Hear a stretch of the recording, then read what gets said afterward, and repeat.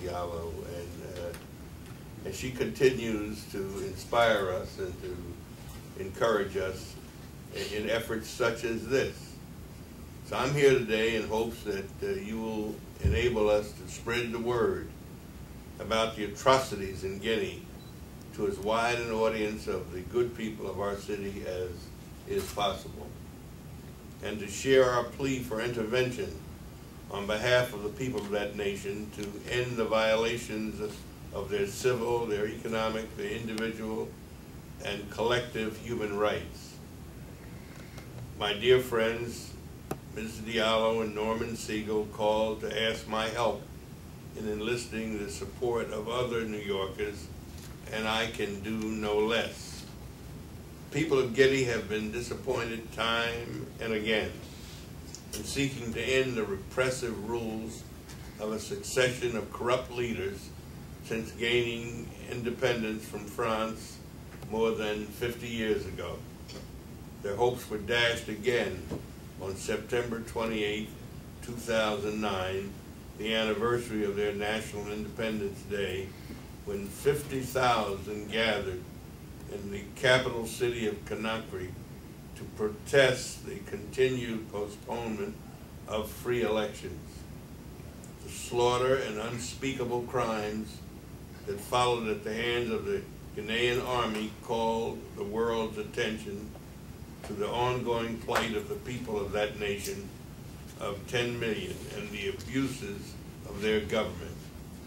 Our hope is that we can help to raise the consciousness of the American people to speak out against the atrocities of September 28th, and for the rights of the Ghanaian people to elect their own leadership. We ask your help in urging the people of New York City to echo the calls to freedom and justice spoken by our international representatives. Ambassador Susan Rice, in presiding over the United Nations Security Council, urged the authorities of Guinea to put an end to the violence and to, and these are her words, bring the perpetrators to justice, release all political prisoners, opposition leaders, and individuals who are being denied due process under the law, and to allow a prompt return to the rule of law, democracy, and constitutional order. That's Susan Rice speaking.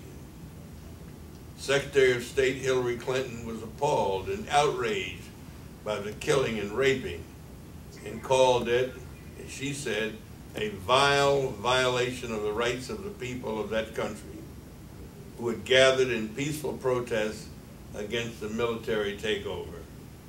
She went further to insist that those who permitted such actions in the name of the government cannot remain in power and must turn back to the people the right to choose their own leaders. And the Secretary General of the United Nations urged the authorities to respect the basic human rights of the citizens of Guinea. As President Obama assured the world in his inaugural address, when he said, "To those who cling to power through corruption and deceit and the silencing of dissent, know that you're on the wrong side of history, but that we will extend a hand if you're willing to unclench your fist." So I thank those of you who are here for coming, and I hope you will help us spread the word and let folks know. We in this country have seen atrocities of our own over time. I was born in 1927, so I'm a child of the Depression. And I can remember when we were told in my later years that you Negroes shouldn't be so pushy. By God, they only lynched 5 last year. That's the kind of thing we were told, but we kept on fighting and struggling, and today there sits in the White House a black man. And I got to tell you, there was a time when I thought I would never in my lifetime see that. As a matter of fact, there are many of us who thought there would never be a black mayor of the city of New York. but thanks to people like these who sit with me and my friend Norman, who is always, always on the side of something good and positive. And I'm confident that if we don't give up, if we continue to spread the word, there are those who will one day say, well, enough is enough. And it's a sad commentary that we have this kind of situation in this day and time anywhere in the world. And it is unfortunate that so many people turn a blind eye when it comes to this kind of thing. Simply, pardon me, I believe it's because we're talking about black folks. I really do. I believe that. And were it not Africa, if it were elsewhere in the planet, I think the reaction of the general community, all communities, would be different. So I thank you for listening to me.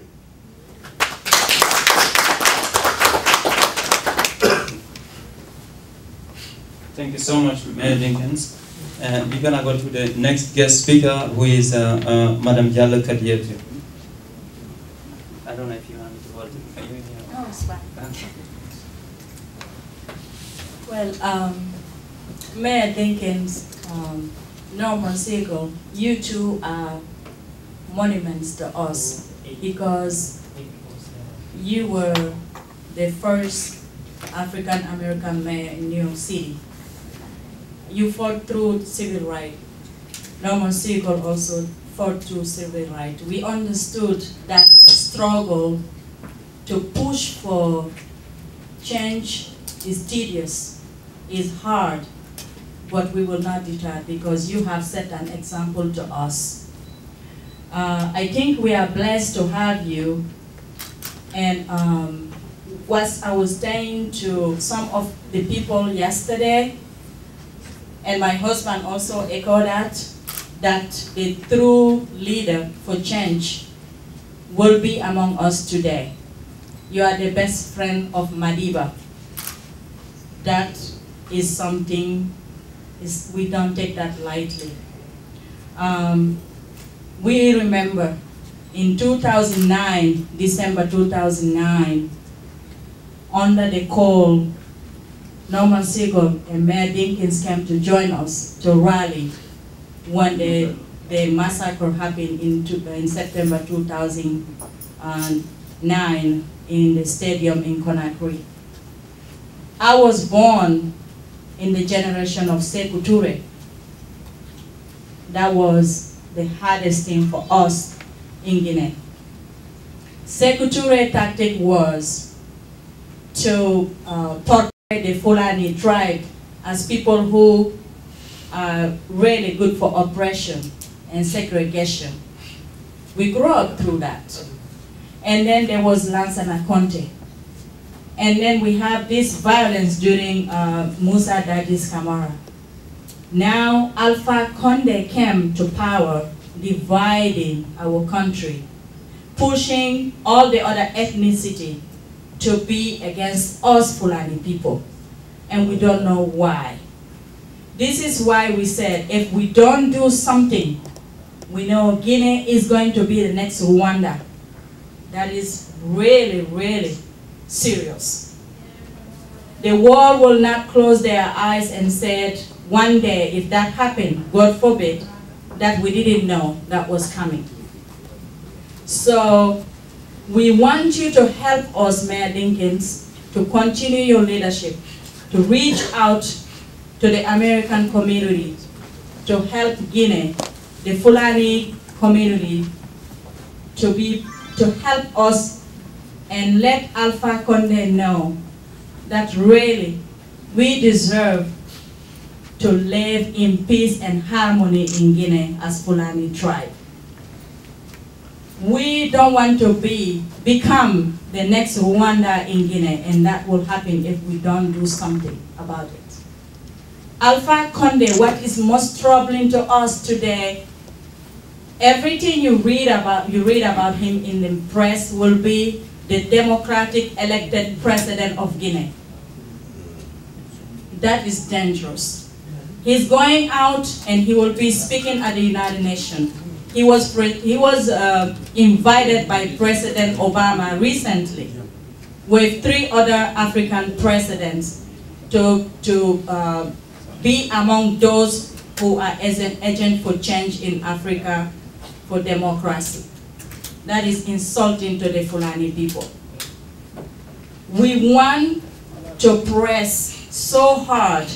Unfortunately, we didn't see the press here today, but we will continue, and we want you to take an ad and really to make a message to the world community, understand what is going on. And we also ask you, Mayor Dinkins, today, please pass the message to your dear friend Hillary Clinton. Guinea has not crossed the road for justice yet. We want to continue to bring this word out so that the people will understand we cannot move on. We cannot move on until those who were killed are given justice.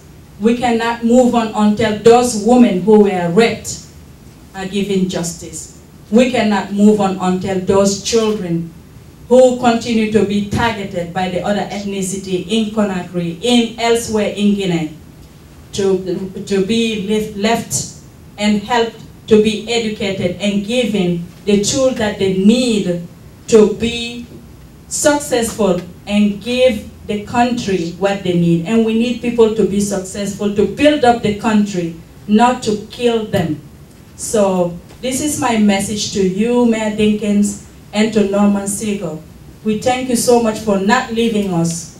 Continue to help us. We need you because it's hard. It's hard. Even it's escalating in the United States now. Other ethnicity don't want to fail the Fulani people. We never did anything to cause this. Their excuse was, oh, the Fulani people are powerful in the business area. They shouldn't be leading the country. They shouldn't be running for president. Because if they have become president one day, they will be overpowering us. Why? People are working hard to make their living. We deserve to run for office. Even people who left America today and went back home are robbed if they don't have money to give to the people who, the military especially, who are coming to rob them. They will rape their wives in front of them, rape their daughters in front of them.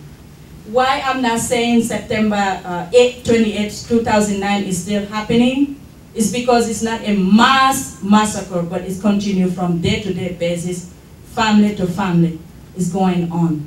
So I don't want to keep on the mic so long.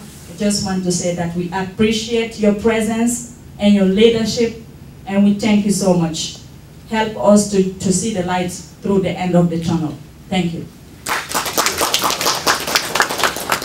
Thank you so much, Madam Diallo, and I will be introducing